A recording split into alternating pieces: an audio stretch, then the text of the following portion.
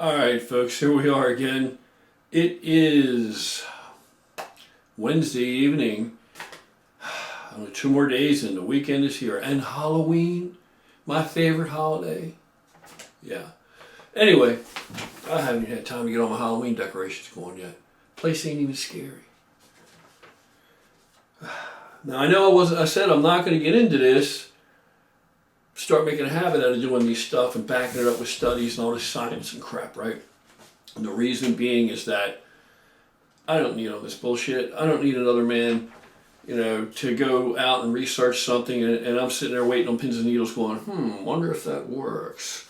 And then he comes back and he says, hey, I have a paper here. I have this paper here. I've typed up this study and guess what? This works. Guess what? I don't need somebody to tell me that. If it works, it works. You understand what I'm saying? If it works, it works. And I already know it. If it doesn't work, it doesn't matter what a piece of paper says. If it doesn't work, it doesn't fucking work. Don't care how many studies there are. If it doesn't work, it doesn't work. Simple. Look, there are how many languages in the world? That doesn't mean I can speak them all, right? Doesn't even mean I can learn them all. All right. I don't even know if that's a decent analogy or not. It's late. I only had a little bit of coffee. So we're going to talk about, first I'm going to tell you a little story about, I don't even know how much I should tell you guys. There's so much shit I could tell you, but, can only go so far for many reasons. Some are the obvious reasons. I'm not trying to inspire anybody to do anything foolish. And bigger than shit, if you tell somebody anything, they're going to go out. There's going to be a class of people amongst those that hear it, and they're going to abuse that and think the more is better thing. So having said that, let me just put this disclaimer out there. If I tell you, if it's news to you, that aspirin can cure a headache, and you go out and eat a whole bottle of aspirin and kill yourself, it isn't on me. It's got nothing to do with me. Simple as that. All right? And I know most of you guys, grown adults, most of us here are. But if it wasn't for that, for the little kiddies out there that are watching this, it'll get a bad influence. It'll be a negative influence. I don't have a bad impact on them. I would tell you some cool shit. But I'm going to tell you this. Now, I don't bullshit you. I mean, what I've told you I do now, that's what I do. But back in the day, I knew quite a bit. Having said that, let me tell you a little bit of a funny story real quick relating to what we're about to talk about, which is Tadalafil. I can't find it right. Tadalafil, is that how you pronounce it? Tadalafil. Citrate, right? Tadalafil. Better known by most people by its trade name Cialis. And it is amongst a bunch of other drugs in a class of drugs known as PDE5 inhibitors, which includes like Viagra and I guess Levitra. But there's a big difference between Cialis and Viagra. Now, besides the obvious, of course the obvious is half-life, right? Half-life. Cialis, much longer half-life, more than twice as long, much more than twice as long. But there's more than that a difference. When you start to talk about what bodybuilders might be able to employ Cialis for, or what advantage it might offer to us, it offers us a whole different kind of advantage than Viagra. So a lot of guys out there think Viagra's the way to go. And if you like that and you get a great pump and all that shit, get on with your bad self. But they're not the same thing. And if you decide to experiment with this, you want Cialis. Now, of course, you know what it's for. It's for medical conditions, for erectile dysfunction. But truth be told, they're trying to use it for all kinds of things. They have found really good results. Believe it or not, they found very promising research in addressing some of the symptoms of the wasting of muscular dystrophy, Becker's muscular dystrophy in particular. And what they found out is there's a glitch, a problem, a flaw in the pathway from NO to its uptake. So they figured NO is probably present, and if it is probably present, then Cialis might be able to remedy the other half of the equation and make it so that people with Becker's respond to that NO, have a normal response to it. So they tried it. They did a study with Cialis with people that have Becker's muscular dystrophy, and guess what? They could get a pump. Basically, that's what we got there. They had the vasodilating effect from the NO. They were able to do that. Without the Cialis, it's impossible for them to accomplish that.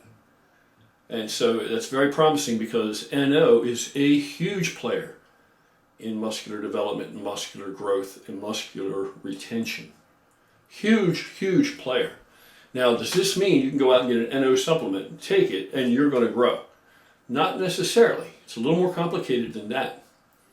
So before I tell you a story, let me just, since I'm already on this fucking track, let me continue. PDE5 inhibitors prolong the vasodilating effect of NO by interfering with its normal breakdown. NO is a gas synthesized by an enzyme called NOS, Nitric Oxide synthase. When extra blood flow is needed, NOS produces NO, which signals blood vessels to dilate. Right? Blood vessels dilate, more blood gets through. Blood pressure comes down. Opposite is true when blood vessels constrict. Smaller hose, same pump, same pressures, is going to elevate. If you start out with the same median, the pump producing the same pressure, same amount of output on this at this pump, to a smaller hose, higher pressure at the end of that hose, or in that hose, on that hose from the inside out. Compared to larger pressure, you bring a larger diameter hose vessel, you bring the pressure down within the hose, internally within the hose. So that's how that kind of works. Now my little story here, let me throw this out there real quick. So this is why I say that just with a supplement taking NO, that's not the whole story. That's not the beginning and the end. That's just a piece. It's just a piece. And of course, the NO that you get at the supplement store, have you ever gotten a gas? No. So are we even able to assimilate that? Can that even become what it needs to become in the body? Don't know. Not real sure. But I don't use it for that anyway. That's why I use precursors. And studies show that precursors may be the way to go if you're trying to elevate NO levels in the body. And there are lots of players. It's so complicated. Everything has a piece of the action. Now, my angle is I found that the L-arginine. Now, the L-arginine, basically, when I'm taking on an L-arginine, I'm experiencing an elevation in NO in the body. Somehow, through some way, that's what that L-arginine is basically, that's the end result. So no matter how you cut it, slice it, dice it, or color it, or explain it away, that L-arginine is responsible for heightening my either uptake of NO or just producing more NO. Don't know, but that's along the lines of what it's influencing. It's a precursor. That's why it works. Well, here's the story. Back when I was really large, all right, I had a doctor who still is the doctor I would trust above and beyond any other doctor. And she's a female, and she's brilliant, and she's very, very smart and sharp. She's a smart girl, smart young woman. They're all girls because I'm so old. But she also is extremely attractive. I'm not going to put her name out there, but if she sees this, she knows who she is, of course. And she's short, pixie looking thing, red hair, very cute. And I liked her because when you're doing the things that I was doing at the time, and it was never crazy, but compared to what I would do today, yes, it was crazy. And that was when I was 300 pounds, and when I thought maybe I'm going to be a pro bodybuilder. I'm going to, you know, one day compete against the best in the world, and this is what I'm thinking. I'm going to make my mark in bodybuilding. But really, it was a half-assed effort. Who was I kidding, right? I like the idea of it better than the actual doing of it. And I found that out pretty quickly. But anyway, because even then, it was only so far I would go. But I'm a very cautious individual. That's why I'm still around, going on 54 in a couple months and still looking like this. Because I'm very cautious. I don't take, crazy fucking risks. So what her job was then, for me, was I could share everything with her that I did, and she could monitor things. I could trust her, she could monitor things. And the best thing I liked about her was she was very interested in her trade, to the extent that if I came in there and mentioned something that she had never heard of, it could be a compound, whatever, she would write it down, take notes, she would study it, and the next time I saw her, she knew everything about it, front to back, everything. How it interacted, how it worked in the body, she knew it. She did her homework. So she wasn't somebody that just saw me, and then when she wasn't seeing me, out of sight, out of mind, she was on to the next thing. She followed through. She sharpened her craft as she went. She was very, very, very, very conscientious. And we had, we tend to overdo most things, just by and large, as a group. And, Cialis was lasts for 3 days or whatever, the weekend drug, nicknamed. And so, of course, we have to have our own Cialis, which lasted 5 days. Because 3 days isn't enough. All right, because it has to be bigger and better. And, but I had never had the real pharmaceutical trade name, brand name, certified, sanctified, real deal Cialis. I'd never had that. I'd had the Tadalafil, whatever, citrate that we had made, however you want to put it. But and it was a jacked up version. And the real deal. So I'm hearing on the radio every once in a while, I hear a commercial, ask your doctor for a free sample, try Cialis, see if it's right for you, and blah, blah, blah, if you're healthy enough to have sex, etc., etc. So I decided, just for the hell of it, just curiosity's sake, I'm going to try one of these pharmaceuticals and see how it compares to our shit. So I go in, I see her, for something else, something small, checkup or something, and I say, when I go in, I tell her, there's something I want to ask you too when we're done. Okay. So I'm thinking about how to bring it up, and I decide I'm not even going to bring this up to her. So I'm looking at her thinking, I can't say this to her. I can't ask her this. So, she says to me when we're finished, wasn't there something you wanted to ask me, James? So I say, you know what, let's just forget about that. It's not important, let's just forget it. So she looks at me and she says, no, really. Whatever you had on your mind, you can share it with me. What did you want to talk about? What did you want to ask me? I said, nah, let's just forget that. Bad idea, let's just forget it. So she said, James, I'm kind of offended at that. I'm a professional. I'm your doctor. I'm a doctor. I'm a medical doctor. You can ask me whatever you want to ask me. So I was kind of on the spot. So I said, well, she's right, because I'm looking at her, what she looks like, and it's pushing me off of my comfort area as far as bringing this up. So I say, well, I still don't know how to put it out there. So I said, you ever, how sometimes you want to make a really good impression as opposed to just, just a decent impression. Sometimes you really want to make a statement. And she goes, I'm not following. Can you be a little more specific? I was like, So I said, well, I heard on the radio these commercials about this Cialis, and right away she cuts me off and she says, absolutely not. Absolutely not. There is no way that I'm going to contribute to that cocktail floating around in your bloodstream. We don't even know what the hell it'll do to you. And, so I feel like this big, she's like scolding me, so I'm like, oh my God. I don't know. It was just hilarious. You really had to be there. Anyway, back to this.